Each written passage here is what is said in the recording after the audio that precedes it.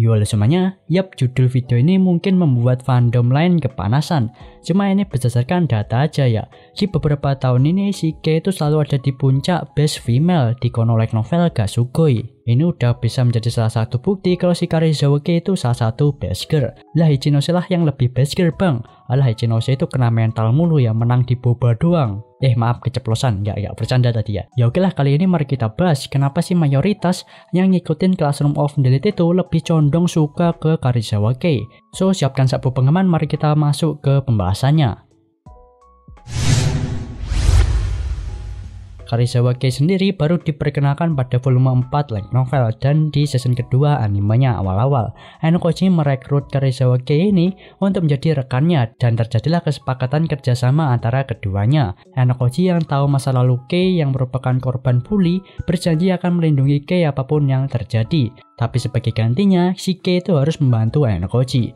Begitulah singkat cerita bagaimana Kei itu bisa terhubung dengan Ainokoji. Semenjak Kei menjadi partner in crime-nya Ainokoji, setelah itu mulai terasa sedikit demi sedikit perkembangan dari Karizawa Kei. Kei yang merupakan pemimpin para ciwi-ciwi di kelas D memiliki kemampuan dalam mengatur perempuan di kelas D dan punya kemampuan bersosialisasi yang bagus di kelas D. Oleh karena itu, Ainokoji menjadikan Kei sebagai partnernya. Tugas yang Kei terima dari Ainokoji itu antara lain seperti Kei itu disuruh mencari informasi, menyelidiki sesuatu, menentang usulan Horikita, menyiram Kushida, dan menyelundupkan kertas contekan ke Kushida. Ainokoji memerintah Kei tersebut dengan alasan untuk membantu kelas dari balik layar. Dan tidak hanya itu, si Kei itu pintar membaca suasana. Di saat wakil ketua OSIS Nagumo itu muncul di hadapannya Ainokoji, Kei itu langsung gerak cepat membantu Ainokoji. Ya si Kei itu pokoknya mampu menjalankan semua tugas yang disuruh oleh Ainokoji itu. Bahkan si Kei itu layak banget untuk menjadi partnernya Ainokoji yang bergerak dari balik layar.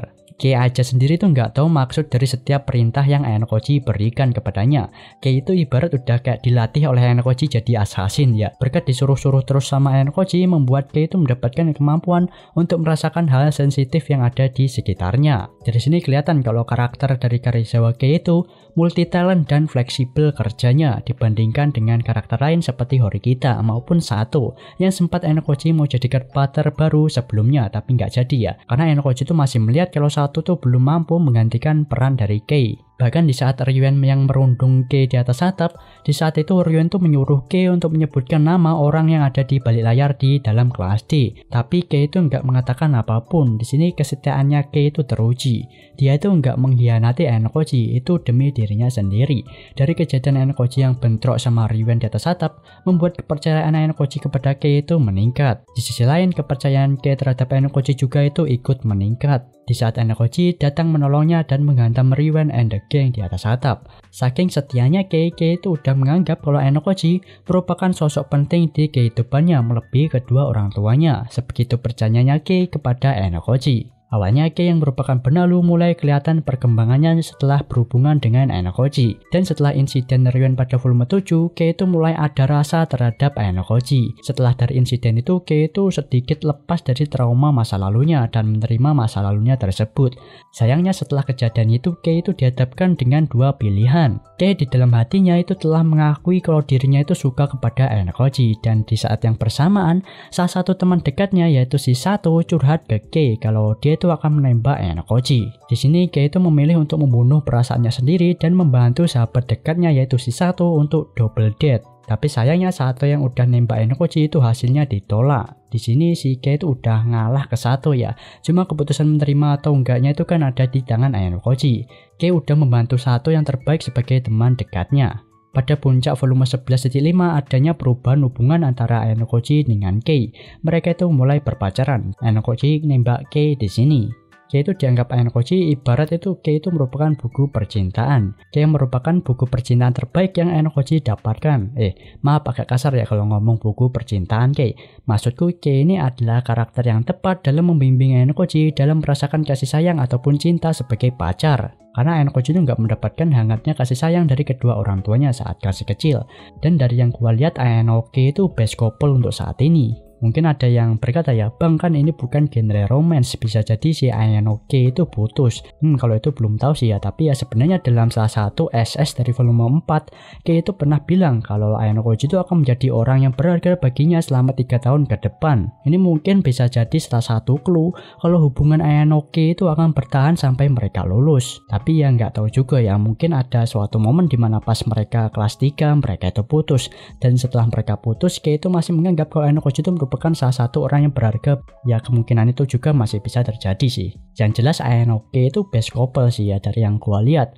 Melihat dari kepribadian dan latar belakang yang mereka berdua alami, Ayanoke itu saling mengisi kekurangan mereka masing-masing, dan mereka berdua itu sama-sama memiliki masa lalu yang kelam. Ayanokoji itu menjadi bahan eksperimen dari White Room, dan Kei itu salah satu korban bully yang sangat parah dulunya. Dari hubungan mereka itu saling mengisi satu sama lainnya. Kei bisa berkembang kalau sama Ayanokoji.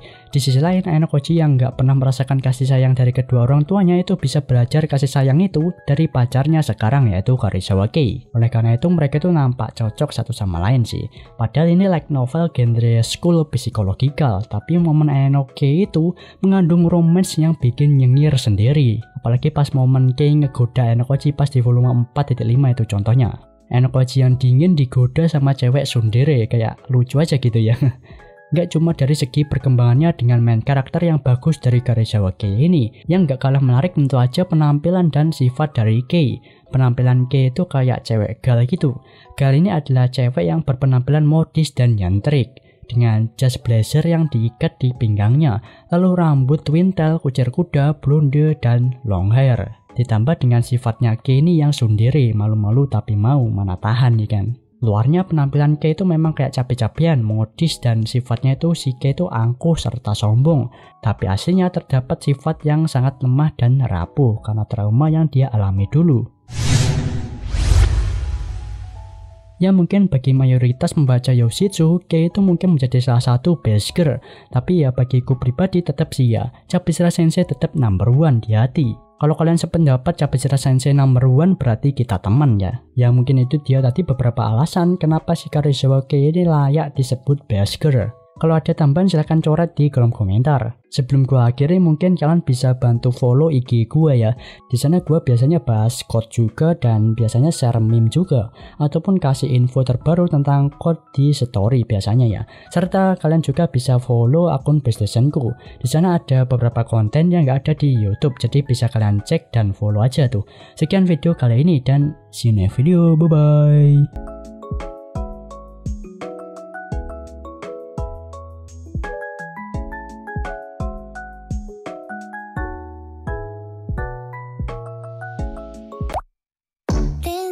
した僕の夏休みはやがて記憶回路のゲートでいくつかにちぎれて断続的な絵になって